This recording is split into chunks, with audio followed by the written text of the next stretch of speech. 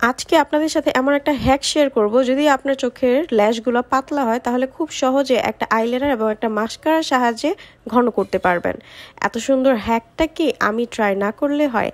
আসুন দেখে নেই যে এই হ্যাকটাকে আসলে কাজ করে কিনা। এই হ্যাকটা ট্রাই করার জন্য আমার কাছে লাগবে একটা মাস্কারা আর একটা আইলাইনার, যেটা দুইটাই ছিল W7 ব্র্যান্ডের। কিছুই না, জাস্ট ওই ভিডিওর আপুর মতো আমার চোখের নিচে একটু দাগ কেটে নিব আমার আইলাইনারটা দিয়ে। কিছুক্ষণ এরকম দাগ কাটার পর যখন এরকম আমার হয়ে যাবে, তারপরে হচ্ছে আমি একটা মাস্কারা দিয়ে আমার চোখের নিচে হালকা করে মাস্কারা অ্যাপ্লাই করব। আমি আমার ওই চোখেও কিন্তু মাস্কারা হালকা করে অ্যাপ্লাই করে নিয়েছিলাম অফ ক্যামেরায়।